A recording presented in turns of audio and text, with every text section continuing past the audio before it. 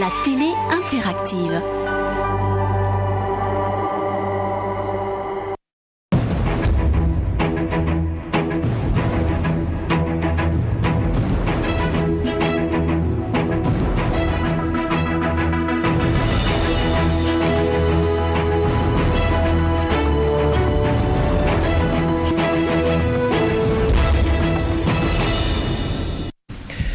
Aucun peuple du monde qui vit aujourd'hui n'ignore ou feint d'ignorer son passé, son histoire. Tout peuple du monde qui vit aujourd'hui vit avec sa mémoire culturelle. Il est nécessaire et utile de connaître son histoire, l'évolution culturelle de son peuple dans le temps et dans l'espace pour mieux saisir et comprendre le progrès incessant de l'humanité, y contribuer aussi en toute lucidité et en toute responsabilité. Cette assertion est de l'égyptologue, linguiste, historien congolais, afrocentriste si vous voulez, du professeur Théophile Wenezale Obenga. À méditer en cette journée du 19 juillet 2018, mesdames et messieurs, bonjour. Bienvenue à cette 4e convocation de la semaine de votre émission, le tribunal de l'actualité. Ce rendez-vous qui se veut une tribune où sont jugés les faits de l'actualité entre approbation et condamnation, confirmation, vérité et délégation. C'est un plaisir de vous retrouver. Je suis Loukman Sanfo, le président du tribunal. Bonjour Bernard Bougma, bonjour Geoffroy Vaha, deux juges au siège ce matin. Bonjour. Bonjour président Sanfo, bonjour juge Vaha, bonjour madame, monsieur. Bonjour juge Bougma, bonjour président, bonjour auditeurs et téléspectateurs. Merci d'être encore là ce matin pour analyser l'actualité. Alors, Université Sankoré, avez-vous déjà entendu parler? Il s'agit d'une université dite alternative initiée par l'association 2 heures pour nous, 2 heures pour Kamita, une association panafricaine d'étudiants à caractère culturel et intellectuel très active à l'université 1, professeur Joseph Kizabo de Ouagadougou. Et depuis un certain temps, ils nous apprennent qu'en lieu et place de 2018, nous sommes plutôt à l'an 6254 du calendrier africain. Et d'ailleurs, aujourd'hui, 19 juillet 2018, marque le nouvel an africain. C'est un peu comme notre premier, on va dire couramment, le 1er janvier.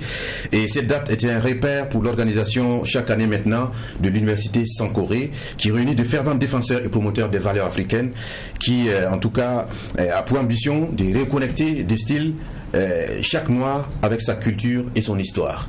Alors, nous avons voulu tendre oreille attentive à cette ferme conviction des jeunes dans un monde où l'Afrique semble être à la croisée des chemins.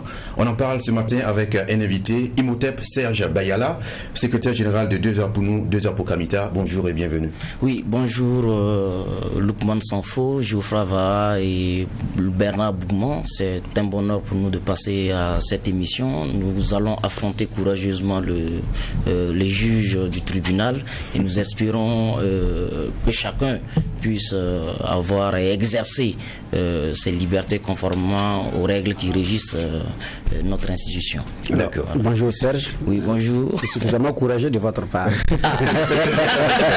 Le citoyen doit se rendre disponible pour affronter la cour quand il est convoqué. Comme c'est un Serge qu'on a déjà convoqué une première fois, donc je pense qu'il sait bien comment les choses se passent ici. Oui, bien évidemment. Et amicalement d'ailleurs. Oui, amicalement. Très amicalement. Voilà. Effectivement, ce n'est pas sa première fois d'être convoqué à cette tribune dans le cadre des activités de l'université de Ouagadougou aussi. Il a déjà pris part à plusieurs reprises à l'émission Le Tribunal de l'actualité. Et puis, si on épuise la question avec Serge Bayala, on va consacrer au moins 10 minutes à la Côte d'Ivoire où le président Alassane Ouattara a laissé entendre de manière assez transparente, en tout cas, à l'occasion de l'Assemblée générale constitutive du Parti unifié, le RHDP, qu'il n'envisageait pas briguer un 3e mandat. Nous devons travailler main dans la main, le président Bédié et moi, pour transférer le pouvoir à une nouvelle génération en 2020, a-t-il déclaré, provoquant une explosion de joie chez les congressistes, assez, en tout cas pour cette agréable surprise, on va dire comme ça. Quel jugement porter dans, on va dire, la mesure où le temps va nous permettre, on pourra revenir sur cette autre actualité. Sinon, on pourra revenir sur l'affaire demain de façon plus approfondie. Bienvenue à tous et à toutes. On prend d'abord les avant-propos des juges.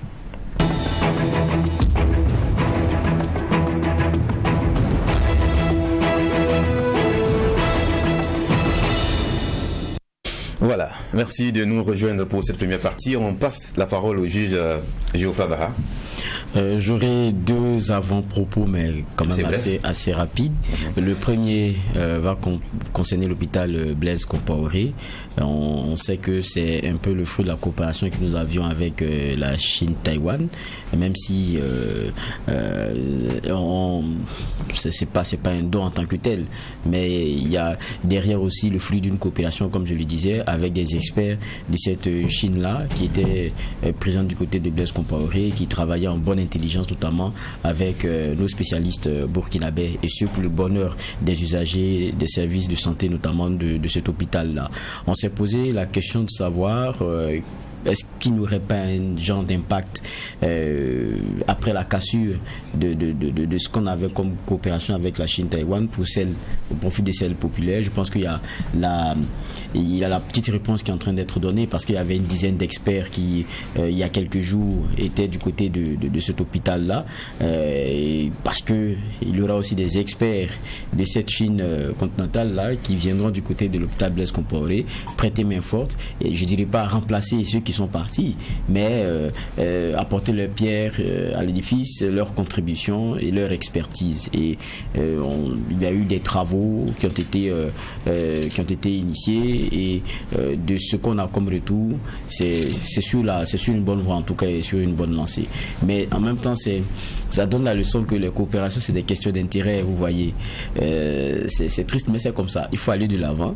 Et quelquefois, ça c'est à diluer dans des mémoires sélectives. Il faut oublier certaines choses pour accepter de continuer de l'avant. Mon deuxième avant-propos, ça concerne une vaste action antiterroriste qui a été menée dans le nord du pays. On parle d'une 60aine de personnes qui ont été arrêtées, démantèlement aussi du réseau. Donc on a des forces de l'ordre qui, dans l'ombre, travaillent, même si très souvent avec la façon dont nous regardons les choses à la loupe, on est quelquefois critique, mais c'est pour que ça avance. Et lorsqu'il y a de bons points, il est important de le rappeler, de dire que c'est des gens qui bossent, et ils ont le peuple burkinabé derrière eux, parce que c'est une guerre asymétrique, et ils ont besoin d'être encouragés, et c'est un bon point, il faut le relever. D'accord. Merci bien, et merci d'avoir été aussi bref et concis. On passe rapidement la parole au juge Bernard Bourgma. Donc, un avant-propos et demi. Bon, là, c'est pour rebondir sur ce que Geoffroy a dit, c'est également féliciter les forces de défense et de sécurité du Burkina, effectivement, pour ce travail qui a été abattu. C'est vrai, il y a eu des blessés même dans leur rang, donc on leur souhaite prompt rétablissement, puis tous nos encouragements. On avait rêvé également que ça arrive, donc c'est en train d'arriver, donc il faut leur reconnaître ce mérite-là. Et puis, crions fort également que toutes les mesures d'accompagnement en termes d'encouragement et tout puissent leur être servies par la hiérarchie pour encourager nos troupes, parce que c'est très important. Donc j'insiste là-dessus.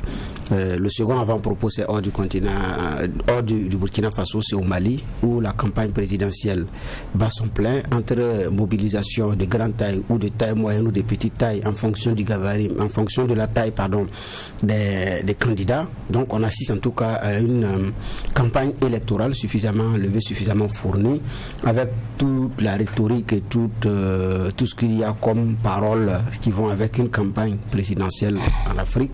Donc c'est féliciter les acteurs, parce que bon, en tout cas pour le moment tout se déroule sereinement. Et puis le grand espoir, c'est que tout le Grand Nord également puisse pouvoir voter, parce que c'est l'autre enjeu de cette présidentielle, pour qu'à la fin, le président qui va être élu par les Maliens puisse sereinement faire son travail. Donc, en tout cas, on souhaite que tout se déroule, que toute l'opération se déroule. C'est vrai qu'on l'avait enrôlé, mais plus d'une semaine après, les choses évoluent bien. Et donc, on suit également avec attention. C'est insister également pour que, voilà, ceux qui nous suivent puissent se connecter sur le 254, parce qu'il y a une fenêtre ouverte sur la présidentielle malienne. Exactement. Voilà, où tous les candidats sont reçus à tour de rôle par nos envoyés spéciaux que sont Bachir Doussa et puis Abdoulaye Bari.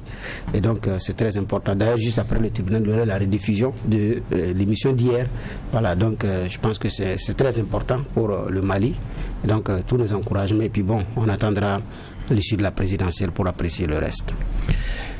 Merci pour votre avant-propos et également merci de rappeler à ceux qui ne le savent pas que si vous êtes hors de Ouagadougou, de Burkina Faso, vous pouvez nous suivre toujours à travers le bouquet Canal+, au numéro 254 à True TV, accessible partout à travers le monde. Merci de votre fidélité.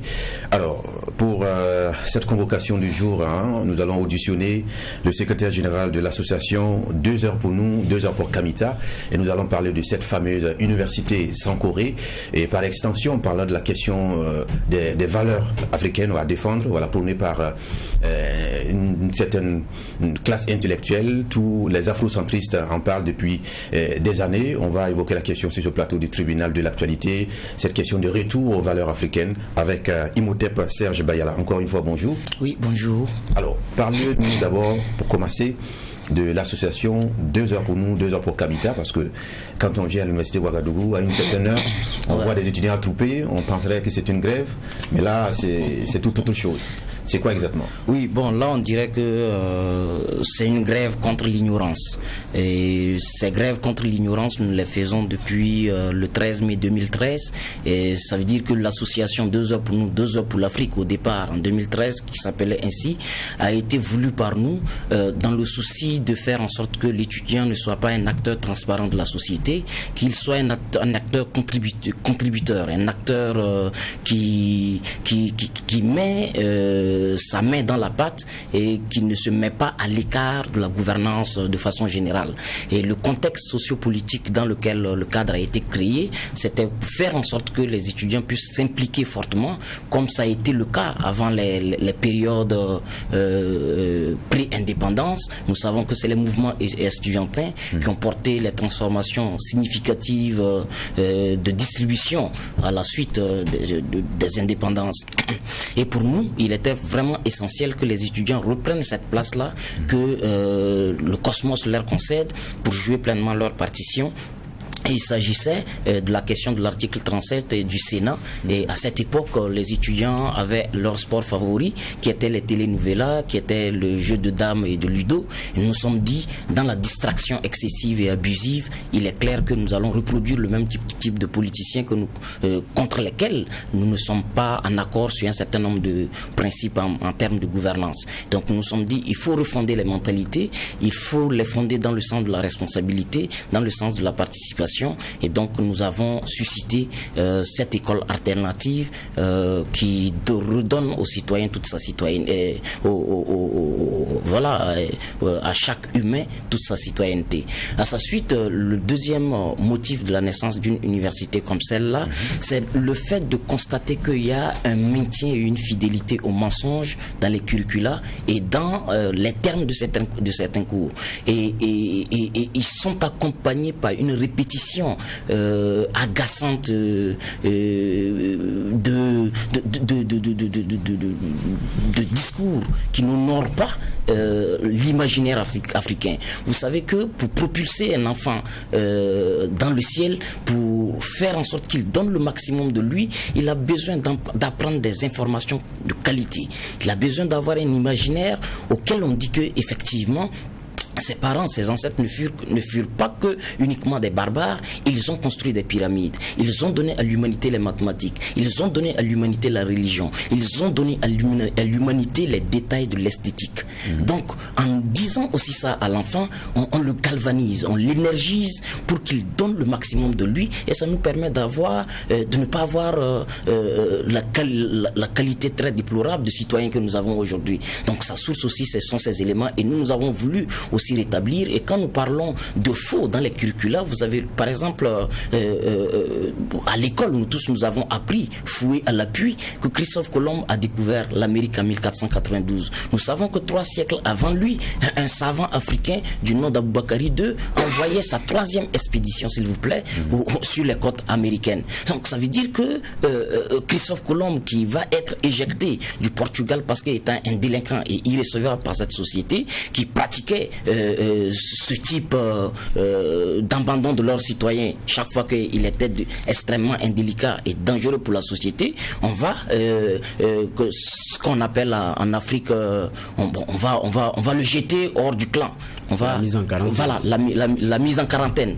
Et donc, il se retrouve en mise en quarantaine et donc il décide de faire de la vente de piment. Et donc, il va tenter, pour le dire ainsi, pour aller acheter des épices en Inde et ne maîtrisant pas les lois de la navigation que nos parents avaient déjà établies, avec lesquelles ils ont voyagé 3 siècles avant lui aux États-Unis, il va se retrouver hasardeusement aux États-Unis. Mais ce mensonge est maintenu sciemment pour entretenir chez le citoyen africain, dans l'imaginaire de l'enfant africain, le sens de l'incompétence, le sens de l'homme qui n'a effectivement, comme le disait Sarkozy à Dakar, que l'homme noir, l'Afrique n'est pas rentré dans l'histoire. Alors que l'Afrique a donné l'histoire au monde, quand on se souvient que c'est de nous que de coule, et aussi c'est pas de l'égocentrisme. Donc pour résumer, tout simplement, nous dirons que cette école a pour objectif final de reconstruire les mentalités afin de produire des êtres universels qui vont transformer le devenir de cette même humanité. Donc votre structure est née pour combler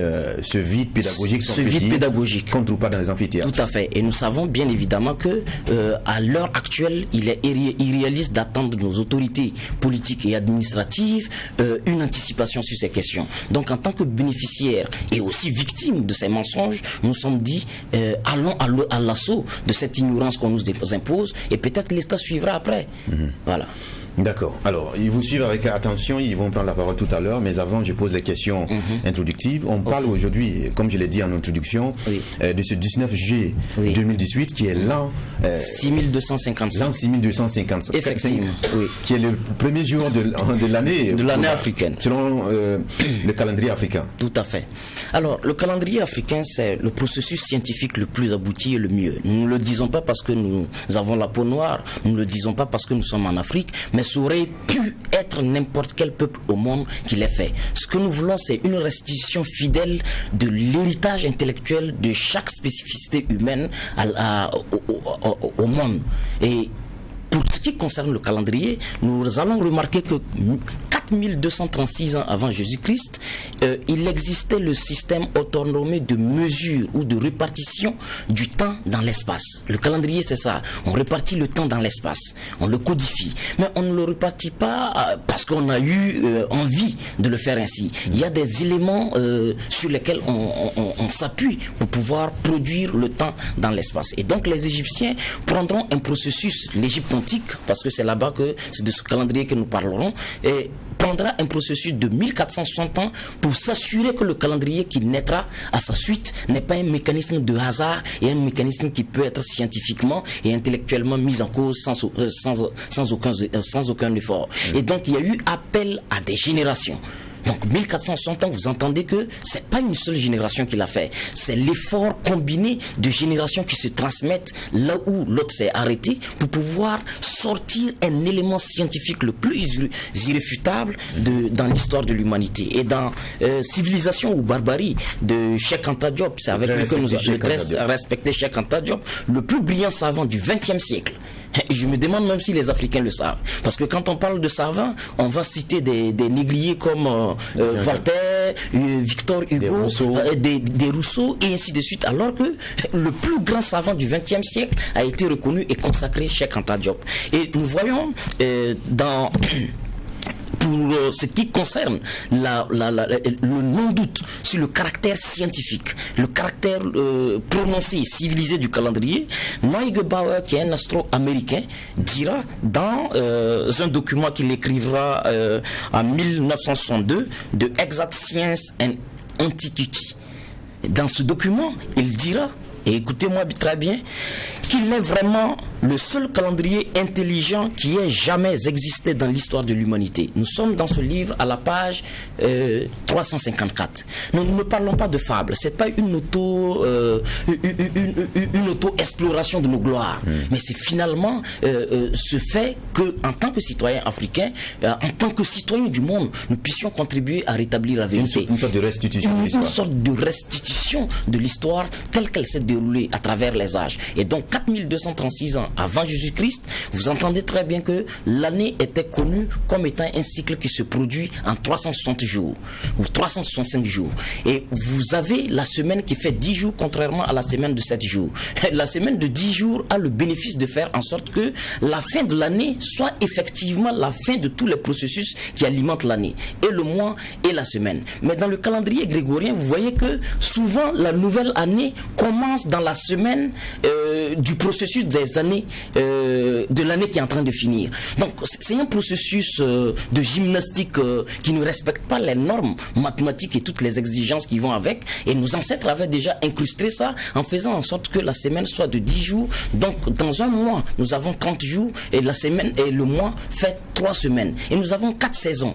Et nous avons 3 saisons reparties chacune en 4 mois. Les noms des mois étaient connus 4236 ans avant Jésus-Christ. Nous avons et nous savons très bien que la journée 4236 ans avant Jésus-Christ faisait 24 heures. Et la journée n'est pas un processus, c'est pas quand le soleil s'arrête et la nuit débute. Parce qu'aujourd'hui, abusivement, quand on parle de journée, on a l'impression que c'est lorsque il commence à faire nuit qu'effectivement la journée prend fin. Mais finalement, beaucoup même de religions vont se codifier en fonction de ça. Quand vous prenez l'islam de façon spécifique, les 5 prières de la journée obéissent aux 5 positions que prend le soleil dans la journée. Alors que le fait de ne pas voir le soleil ne veut pas dire qu'il a arrêté son processus. La Terre a arrêté son processus. La Terre continue à tourner, et au moment où il fait jour ici, il fait nuit par exemple au Japon, le petit matin est en train de débuter aux États-Unis, ainsi de suite. Donc c'était bien connu que la journée faisait 24 heures, 4236 ans avant Jésus-Christ. Pour savoir que nous sommes à l'année 6255, prenez 4236 ans plus l'an 0, parce que le 0 n'est pas néant. On dit avant Jésus-Christ, donc l'an 0 c'est une entité pleine. Donc 4236 plus l'an 0, ça fait 4237. 4237 plus 2018, vous trouverez mathématiquement, s'il y a des gens qui ont des calculettes, vous trouverez 6255. Vous faites l'exercice à la maison. Nous ne faisons pas un truc de hasard. Et nous croyons fermement que c'est l'ancêtre des calendriers qui... Pour que ça ne donne pas l'impression que là c'est une conférence, déjà, on passe la parole au juge Geoffroy qui vous écoute.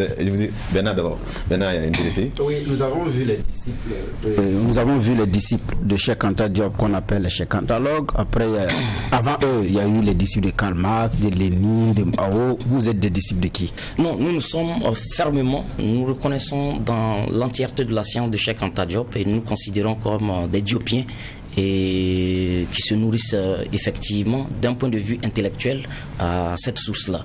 D'un point de vue idéologique, au terme politique du terme, nous reconnaissons dans l'héritage politique de Thomas Sankara, de Nkrumah, de Marcus Garvey, de Firmin Antenor, d'Aimé Césaire et de tous les panafricanistes et les chefs d'État progressistes qui effectivement ont été arrêtés dans leur élan par ceux-mêmes qui nous reprochent de ne pas être développés aujourd'hui.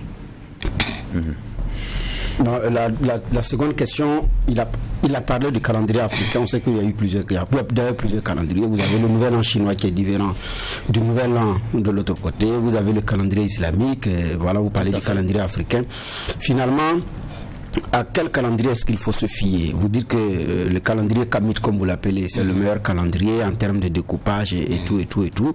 Bon, on a l'impression qu'il y a plusieurs calendriers qui se disputent. Alors qu'est-ce qu'il faut faire? C'est-à-dire qu'il faut que l'Afrique également utilise maintenant son calendrier, ou il faut forcément parler seulement? Parce que les Chinois utilisent leur calendrier. Oui, non, l'objectif c'est d'abord le faire découvrir. Et nous, en le découvrant, moi je considère que c'est ce calendrier-là qui me définit dans le temps et dans l'espace.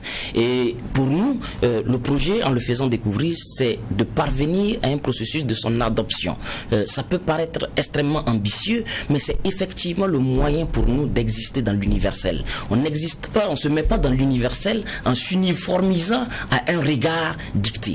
Et pour nous, vous savez, vous dites très bien qu'il y a le calendrier chinois, il y a le calendrier indien, il y a le calendrier arabe, et ainsi de suite. Le calendrier arabe fait 1439 ans cette année. Voilà, dans 6255 ans, vous pouvez déduire à souhait la civilisation arabe. Et vous pouvez aussi à souhait déduire la civilisation judéo-chrétienne. Et vous savez, pour savoir qui a donné la mesure du temps au reste du monde, nous avons des prédictions scientifiques et jusque-là, jamais réfutées. Au colloque de Caire de 1974, Cheikh Anta Diop réunira c'est sous appel de l'UNESCO pour tabler sur les différents héritages intellectuels que le monde a aujourd'hui. Et sur la question du calendrier, tous les égyptologues, les États-Unis se sont déplacés avec tout le département d'égyptologie. La France a envoyé 22 égyptologues. L'Inde a envoyé ses savants. L'Arabie Saoudite a envoyé ses savants, mais à ce colloque, il a été reconnu unanimement par tous que leurs calendriers sont insuccédanés, sont une suite du calendrier africain. C'est le calendrier africain qui a été le premier matériau à partir duquel il va s'inspirer. Mais de façon concrète, c'est quoi? C'est l'empereur Jules César, en moins 44 avant Jésus-Christ, ayant remporté le combat contre les Candaces, parce que quand l'Égypte enclenche le processus de résistance qui va mener à son déclin, on ne parle pas suffisamment des Candaces, qui sont des colonnes de guerrières qui ont résisté pendant 5 siècles.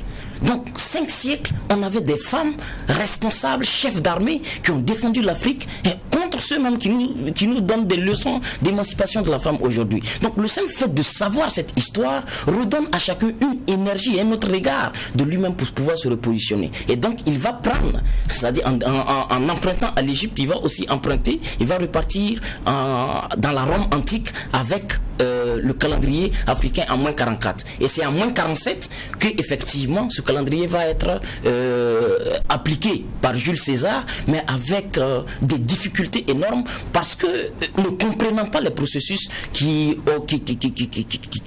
l'ont constitué ainsi. Et donc Jules César, en le prenant en moins 47, il va bien évidemment essayer de l'implémenter. Mais en l'implémentant, il aura assez de difficultés, et c'est le pape Grégoire XIII qui, en 1582, va à sa suite le raffiner et le donner définitivement aux différentes civilisations. Et c'est au XVIIe siècle, effectivement, qu'il sera adopté non seulement par la Russie, et nous avons les dates ici que je peux aussi donner. Vous avez la Grèce qui va l'adopter au XVIIe siècle, vous avez la France qui va l'adopter, l'Angleterre, et les autres vont considérer qu'ils n'appartiennent pas à cette division socio-temporelle. Alors, dernière question pour le moment sur ce chapitre avant de certainement passer la parole à Juge. Excusez-moi, j'ai un problème de voix ce matin.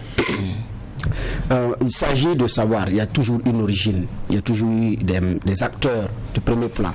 L'origine de ce calendrier et quels ont été les initiateurs, parce que quoi qu'il en soit, il y a un départ, il y a des acteurs. Oui, c'est les astronomes Diolopolis qui vont travailler de façon scientifique et à faire aboutir le processus de 1400. C'est monsieur Lassondou.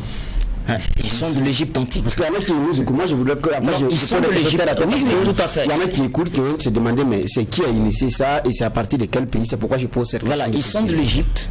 Quand on parle de l'Égypte antique, et c'est pas l'Égypte de maintenant, l'Égypte maghrébisée, parce que l'Égypte maghrébisée l'a été au IVe siècle après Jésus-Christ, et ils sont venus de la péninsule de l'Arabie Saoudite actuelle, et c'est au IVe siècle qu'ils vont pénétrer le continent africain par le Carthage, par la Tunisie actuelle, et c'est là que va se déclencher un processus non seulement d'élimination systématique du caractère nègre qui vivait et qui occupait cet environnement, mais de repousser complètement les populations noires vers le bas. Et jusqu'à aujourd'hui, vous avez par exemple les Amazirs au Maroc, vous avez au Soudan, le Soudan du Sud est nègre, le Soudan du Nord est blanc. Donc vous avez toujours le processus de continuer ce processus, ce fait d'amener les Noirs vers le bas, et c'est à cette époque que ces acteurs qu'ils sont venus trouver. Et donc c'est pas les Maghrébins actuels. Quand on parle de l'Égypte antique, c'est une Égypte exclusivement nègre, exclusivement noire comme vous et moi, et c'est quand il s'appelle Kemet, ça veut dire les citoyens au visage cramé, la terre des hommes noirs tout simplement. Donc comment des populations maghrébines peuvent s'appeler et donner un nom à leur territoire qui est la terre des hommes noirs? Je vois. C'est vrai qu'on l'a écouté avec commisération. Maintenant, il y a beaucoup de choses qui sont dites et que peut-être vous ou moi avons connaissance. Et je me permets d'abord commentaire avant de continuer. Je suis d'accord sur quelque chose, c'est que c'est d'abord très intéressant de savoir d'où on vient et surtout savoir que certains outils que nous utilisons n'ont pas forcément été inventés par qui on croit ou bien par l'enseignement qui nous est donné. Il le dit, c'est l'an 33 avant Jésus-Christ, avec l'invasion romaine en Égypte, et que évidemment il capte ce calendrier qui est intelligent, comme le disait Neubauer. Il le disait, il est à la fois australien et américain, et donc ça veut dire que ce n'est pas une invention africaine. Ça, au moins, c'est clair. Et puis, comme vous voyez la subdivision, c'est les saisons. Regardez les dénominations. Quand on parle des saisons, c'est inondation, germination, c'est chaleur. Ça veut dire que ça ramène à des réalités. Et dans les calculs qui sont faits, ils ne sont pas seulement de l'ordre de l'ordre, je sais pas comment dire ça, de l'aléatoire. Derrière, il y a une mathématique tellement forte que vous avez du mal à comprendre et à faire accepter que ces personnes n'étaient pas évoluées. Parce que remarquez vous-même, lorsqu'on fait 365 jours, il y a un problème. Parce que 4 ans après, il faut s'inventer une année bissextile. Ça, et ça encore, quand les Grecs le font, les Romains le font, c'est un Égyptien qui leur suggère, parce qu'ils ne sont pas très bien stables, de le faire chaque 4 ans. Alors que la solution était déjà toute trouvée dans l'inspiration première. Mais on voulait apporter sa petite touche pour dire que c'est à nous. Je veux dire, quand on lit ça, les jeunes qui nous écoutent, j'espère qu'ils chercheront à savoir. Parce que c'est passionnant. Quand vous regardez, vous voyez que on n'est pas si bête qu'on veut nous faire croire. Conçu, hein? Et ça, c'est très important. Maintenant, ça, c'est ce commentaire-là que j'espère que ça met assez l'eau à la bouche à ceux qui nous écoutent et aux jeunes pour encore chercher et voir, parce que c'est pas que ça, la question même de l'année seulement. Il y a beaucoup d'autres choses comme ça qui peuvent se raconter. Voilà. Mais ça, c'est le commentaire que je faisais au départ. Maintenant, là où peut-être après, on se laisse, vous et moi, c'est la question du discours, du choc peut-être des civilisations, la question de la domination. Parce que c'est ça, en fait, le problème. Nous avions notre triptyque qui n'est pas forcément celui de l'affrontement, c'est celui de l'acceptation, c'est celui de l'échange, non de farbocité, mais plutôt de conjuguer. L'autre est venu dans un élan de domination. Ils étaient dans une logique expansionniste, c'est-à-dire on écrase pour s'installer. Vous voyez? Mais aujourd'hui, on va dire comme ça, des intellectuels africains. Tous ceux qui nous enseignent à l'université, ils ont lu ça. Oui. On a et ça c'est bien, on a un Kamès qui a fêté ses 50 ans, c'est ça? Oui, tout à fait. Voilà. Aujourd'hui, dans nos universités, c'est pas comme par le passé où c'était des Européens qui venaient seulement nous donner des cours. On n'est pas venu à africaniser cela. Il y a eu un combat qui a été mené en interne. On va saluer au passage quelqu'un comme Kizerbo, qui a fait ce travail-là aussi en interne. Absolument. Mais c'est que ça reste comme un chemin. Mais est-ce que, au lieu de dire toujours qu'il y a le blanc, il y a celui-là qui veut nous écraser, est-ce qu'à un moment donné, il ne faudrait pas commencer à avoir un discours tout aussi dur, mais à l'endroit de ceux qui ont à charge de nous enseigner, de comprendre qu'il y a des outils qui existent. Pourquoi est-ce que dans les universités, vous ne les vulgarisez pas? Pourquoi est-ce que au niveau même des tout petits, parce que c'est là-bas que ça commence. Oui, absolument. Quand on commence, c'est pas interdit d'enseigner l'histoire de l'autre. Mais ce qui est méchant, c'est doubler la sienne. C'est doubler la sienne. Pourquoi ce combat-là, c'est pas celui-là qui est mené? Pourquoi la dureté dans le propos, le destinataire des fois, c'est pas nous-mêmes? C'est là où je dis on se laisse. L'alternative qu'offrent ces jeunes. Évidemment, mais je dis le discours toujours de dire que le blanc, l'européen. Mais c'est parce que nous avons prêté le flanc. C'est parce que à un moment donné, nous avons des outils dans nos mains qui peuvent nous permettre de nous réhabiliter, de permettre à comprendre à nos jeunes que ce qu'on nous raconte n'est pas forcément ça. Dans les différentes inventions dont on parle, dans ce qu'on utilise dans la vie de tous les jours, écoutez, à la base, il y avait ceci, il y avait cela. Et puis regardez notre calendrier, rien n'a changé. Hein. Quand vous regardez dans les faits, vous allez comprendre. C'est copier, coller. Oui, la question c'était ça. Pourquoi est-ce que souvent la véhémence de vos propos, le caractère critique, quelquefois un peu acerbe, c'est plutôt contre l'autre et non contre ceux qui, parmi nous-mêmes, ont les outils de pouvoir nous permettre de changer les choses. Non, voyez-vous, depuis qu'on a commencé, je pense pas encore avoir utilisé le terme dans le sens de responsabiliser des Indiens ou des Occidentaux. Moi-même, j'ai fait une mue parce que tous les jours chez nous, on dit que l'oreille va à l'école. Et si nous avons mis ça en place, c'est parce que désormais, nous voulons saisir la responsabilité qui est la nôtre. Et nous sommes fermement convaincus que l'oppresseur, à un moment donné, ne décide pas de libérer l'opprimé. Et tous les opprimés qui sont restés dans cette conception ont gardé ce statut à vitam aeternam. Il appartient aux fils des victimes. Il appartient à ceux dont la mémoire a été intellectuelle a été abusée. Il appartient à leurs enfants de reprendre la main de la fierté de leurs parents et brandir ça au monde. Et notre processus, c'est ça. Et moi, franchement, la simple conscience de savoir que l'autre découle de nous, ça crée naturellement en vous un sentiment de paix et ça tue tout sentiment de guerre. Et donc moi, à ce niveau, à ce stade de connaissance, je ne peux plus être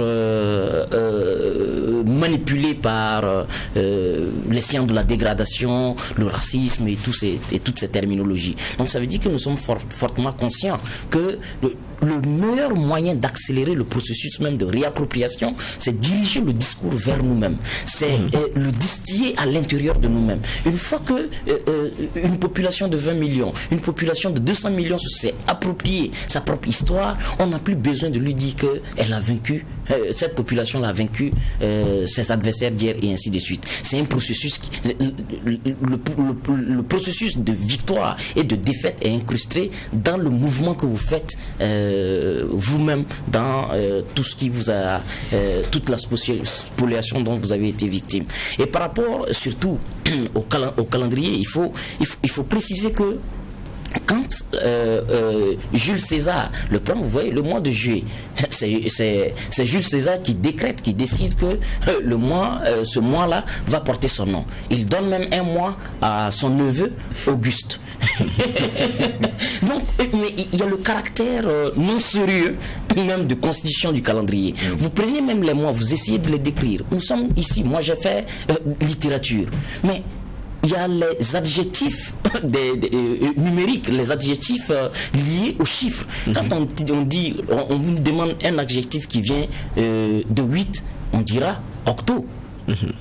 Mais quand on nous dit par exemple que le mois d'octobre, c'est lequel mois de l'année? C'est le 10e. Alors que l'adjectif venant de 10, c'est déca.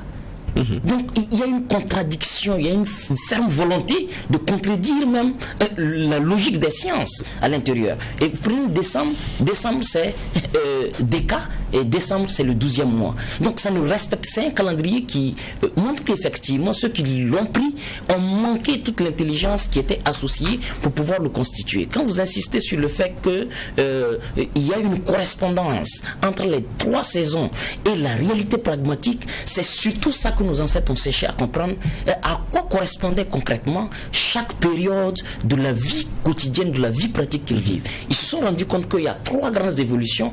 La sécheresse qu'on appelle Chémou, ça veut dire que c'était déjà connu, qui a 4 mois à l'intérieur. Vous avez Aket et Peket qui sont, Aket qui est la période actuelle, la germination. C'est pas pour rien, on dit que c'est le nouvel an qui débute avec Aket. Ça caractérise quoi de façon concrète? Ça caractérise les plantes qui sortent de terre. Et les plantes qui sortent de terre commencent leur vie. Et donc ça répond même naturellement au principe de tout début. Et ensuite, vous avez la germination, vous avez la moisson qui caractérise la suite. Et donc, effectivement, ce sont des principes sur lesquels ils n'ont pas lésiné en faisant en sorte qu'ils soient irréprochables. Vous avez l'empereur Julien en 320 qui va décréter, c'est lui qui a décidé que Jésus soit né le 25 décembre. C'est en 320, ça a été décrété. Et le 25 décembre. Là-dessus, effectivement, les historiens oui, mais quand on dit que Jésus est né le 25 décembre, on crée un désordre spirituel et biblique. Parce que s'il est le début du monde, s'il introduit le monde, il ne peut pas. Le début du monde, ce n'est pas le 25 décembre. Le début du monde même, dans le calendrier grégorien, c'est le 1er janvier. Donc au moins il aurait été sage et intelligent pour Julien de prévoir que il y a une irrégularité et un désordre qui crée dans la chronologie biblique pour aider et faciliter la tâche des fidèles. Bernard avait la parole, allez-y. Oui, c'est également un comment, parce que j'ai lu le projet qui porte sur l'université Sankoré. J'ai lu ainsi donc des notions comme école, centre initiatique ou centre de formation, université existaient déjà en guise de cadre institutionnel de transmission des savoirs. Bon, en commentaire là-dessus, il n'y a pas de discussion à faire, et là c'est vrai. Là c'est vrai, ça je partage cela. Je suis issu de l'ethnie Mouaga. Là-bas effectivement il y a des centres d'initiation qu'on appelle le Kiogo, oui. Où donc vous entrez, vous sortez avec des noms comme Falanga, comme Fong ou bien comme en fonction du leadership et de ce que vous allez incarner comme talent, il y a un nom qui vous a affecté. Donc quand vous entendez le nom, vous savez ce que cette personne-là a eu comme marque ou comme capacité ou valeur pendant cette initiation-là. Donc, quel que soit son profil. Voilà, son profil. Donc, dès que vous entendez le nom, ça vous dit ce que ça veut dire. Même pour les sorties, il y a un genre de concours qui ne disait pas son nom en fonction de votre aptitude au chant ou bien les charges que vous pouvez charger pour venir sur le site. Il y a tout cela ces choses-là vont avec. Donc, dans d'autres ethnies, certainement, il y a d'autres langues et d'autres contenus. Oui. Mais ça peut préparer l'homme véritablement à l'école de la vie, à assumer les charges. Voilà, socialisation, assumer les charges de père de famille et ou de mère de famille et bien vivre en société et savoir que la société a des règles et en ce moment, à partir de ce moment, vous êtes effectivement un homme prêt pour assumer des responsabilités. Bon, cet aspect n'existe plus aujourd'hui. Là, je suis tout à fait d'accord qu'on avait des écoles et on avait ces cadres de formation. Et au fur et à mesure d'ailleurs qu'on grandit, il y a d'autres cadres effectivement qui viennent s'ajouter.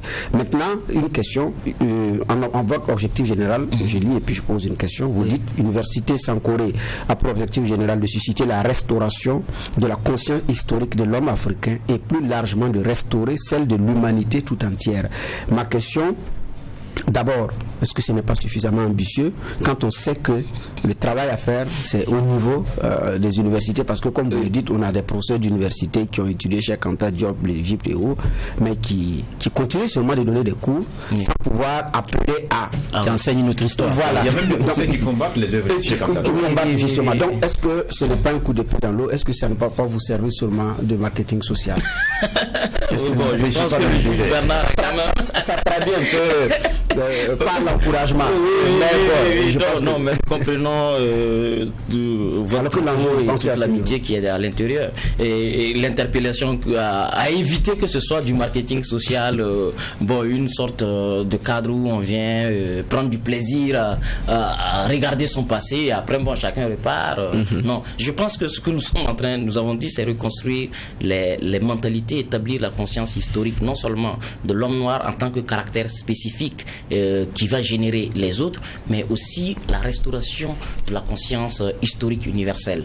Et aujourd'hui, en Allemagne, il a été fait adopter pendant longtemps que Hippocrate, que nous considérons comme ayant été hypocrite, a inventé la médecine et que c'est lui le père de la médecine. Mais aujourd'hui, en 2018, 2016, 2015, l'Allemagne a décidé de se débarrasser du mensonge et en prenant évidemment la stèle d'Imhotep pour beaucoup d'écoles de formation en médecine, en chirurgie et ainsi de suite. Ça veut dire que le travail ne se fait pas, que c'est pas noble pour l'humanité. Imhotep, c'est le pharaon qui va fonder les principes mathématiques dits de Thalès et de Pythagore pour le besoin pratique de construire les pyramides. Il est architecte, il est le père de la médecine moderne et dans le livre 2 d'Hérodote, vous avez Hérodote qui mentionne que 11 siècles avant la venue tardive d'Hippocrate, la médecine africaine était déjà désignée en spécialité. Des chirurgies, et nous avons aujourd'hui au musée du Louvre, que personnellement j'ai visité, vous avez des spécimens de chirurgie qui s'est pratiquée, de chirurgie d'os, de chirurgie de peau et ainsi de suite. Et vous avez ces spécimens avec la prescription de la première ordonnance au monde. Elle n'a pas été écrite après Jésus-Christ, elle a été écrite bien avant Jésus-Christ, sous l'ère et la diligence intellectuelle d'Imhotep. Et donc c'est un pharaon qui a contribué qualitativement à raffiner le savoir, à le rendre plus exact et que Thalès et Pythagore. Thalès viendra au 4e siècle avant Jésus-Christ, et c'est le premier à faire le voyage en Afrique. Et à l'époque, en Grèce antique, quand tu veux parler de faits intelligents, on te demande, est-ce que effectivement tu en as droit?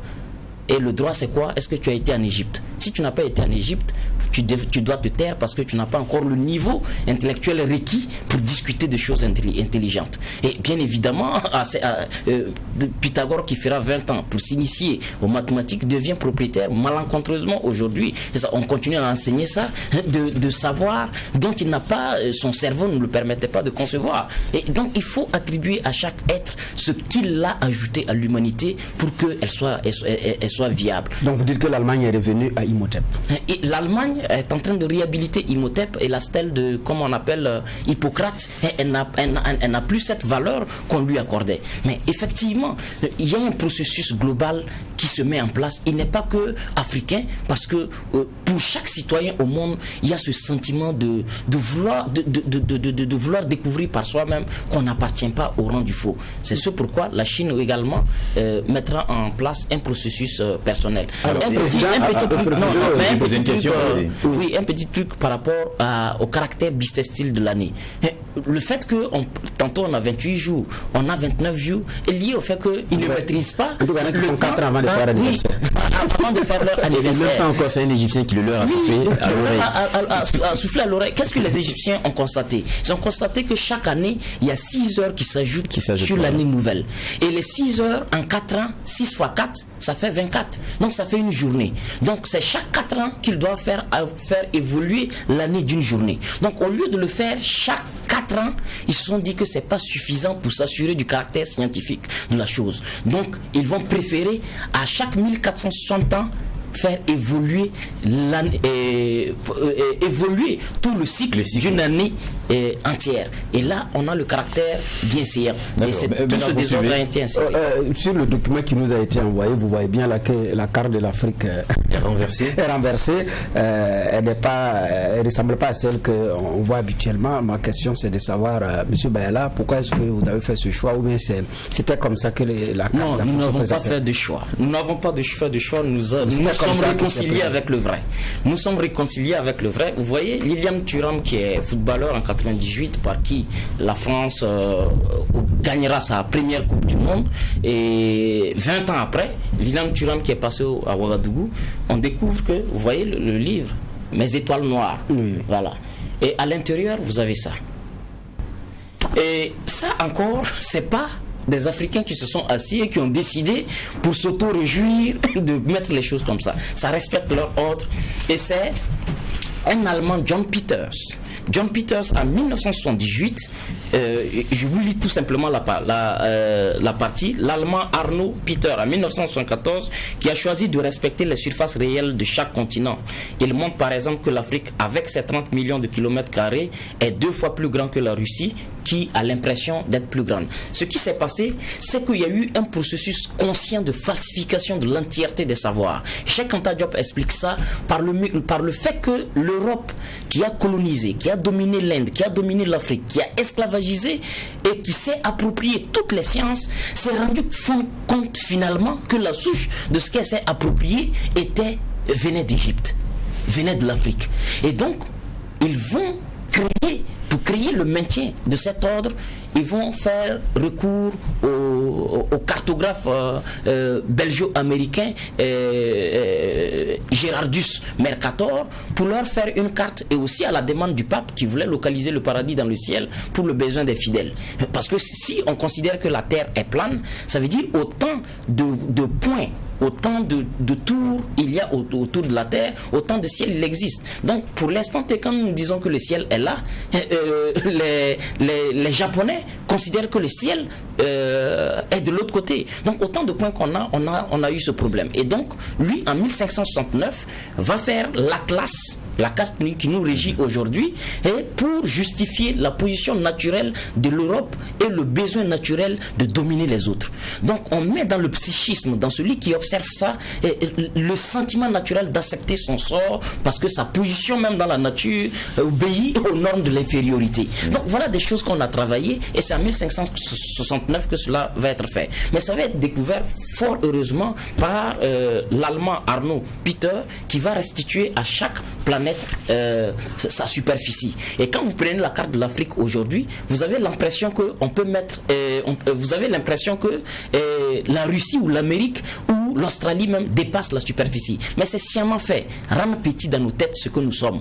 Mais lui, avec 30 millions de kilomètres carrés, vous avez les autres exoplanètes qui tournent autour de 19 millions. Donc on peut même mettre les autres continents. Tu peux mettre l'Australie, la Chine, l'Inde, les États-Unis, toute l'Europe entière ont leur place dans le continent africain. Mais dans le regard, il est plus grand. Et là, vous avez le document géopolitique de Jean-Paul Pougala qui renseigne suffisamment sur ça. Vous avez aussi les étoiles noires de Lilian Thuram. Pourquoi on a renversé? On n'a pas renversé. Dans une journée, il y a 24 heures. 24 heures correspondent au fait que la Terre tourne sur elle-même en 24 heures. Mais s'il vous plaît, quel est ce cartographe averti, sérieux et transparent intellectuellement qui admette que chaque structure de la Terre, le nord, le sud, l'est, sont des données figées? Ces données ne sont plus figées à partir du moment où il y a un caractère dynamique de la Terre autour d'elle-même. Donc ce qui était le nord le matin devient forcément le sud le soir, devient l'ouest et ainsi de suite. Et ensuite nous avons la Terre qui tourne autour du Soleil en 360 jours. Donc 360 jours qui tournent autour du Soleil. Donc ça veut dire que une boule, et même pour les pilotes, c'est pas pour rien que dans l'appareil du pilote, il est incrusté une boussole. Parce que quelque chose jeté dans l'espace, les notions de l'Est-l'Ouest deviennent des valeurs dynamiques. Et donc il a besoin de ça pour qu'après 5 minutes de décollage, ce qui était le Sud, qu'il se rende compte que ça suit un processus dynamique qui évolue. Et donc s'il n'a pas ça, il va se perdre et faire comme Christophe Colomb, aller atterrir dans le désert alors que l'avion n'est pas prévu d'atterrir là-bas. Et donc le fait que nous avons voulu percevoir le continent africain ici, c'est tout simplement le désir de l'observer ainsi. On va vous permettre de faire un peu de communication. Donc vous avez tout simplement ces documents-là à l'intérieur desquels, pour ceux qui doutent de tout ce qu'on dit, vous avez ces documents-là qui peuvent aider chacun à faire le reste. Tout ce que nous faisons, c'est juste une introduction. À la page 154 de ce document, vous avez le calendrier dont parle chaque Anta Diop. À la page 354 ici, vous avez Lilian Thuram, qui est un footballeur, qui a contribué à faire avancer le savoir universel. Alors, et là, à travers cette université Sankoré, vous donnez des communications. Les activités ont démarré déjà depuis le 14. Oui. Et aujourd'hui, c'est l'apothéose. L'apothéose. C'est le nouvel an africain. Ouais, et vous avez des éminents défenseurs des valeurs africaines. Tout à fait. Dont Lasconi, Nissim. Voilà. Alors, parlez-en rapidement parce que c'est tout à l'heure. Aujourd'hui, tout à l'heure, à 14h, nous invitons vraiment tous ceux qui nous écoutent et tous les Bravillois, tous les panafricains, tous ceux qui désirent avoir un regard positif d'eux, à se retrouver à l'amphi A600 sous le coup de 14h. L'amphi A600, quand vous rentrez à l'université, c'est vraiment le coin le plus connu de tous et il n'y a pas un étudiant qui ne peut pas vous aider au cas où vous êtes nouveau, vous ne savez pas où ça se trouve. Et donc nous aurons effectivement une cérémonie du Nouvel An et nous aurons, si tout se passe bien avec les promesses qu'on a reçues, la présence au moins de 3 ministres, dont le ministre du Commerce, le ministre de la Culture, le ministre de l'Éducation supérieure, le professeur Al-Kassoum Maïga. Et nous avons voulu impliquer ces autorités-là parce que finalement, nous n'avons pas les aptitudes techniques et pratiques de faire évoluer les choses. Nous pouvons faire constater que ça existe, mais en faisant découvrir ça à ces autorités, c'est sûr que ça va avancer. Voilà. Imhotep Serge Bayala, secrétaire général de l'association 2 heures pour nous, 2 heures pour Kamita. Il est toujours étudiant, il faut le préciser, donc il s'est approprié l'histoire de l'Afrique.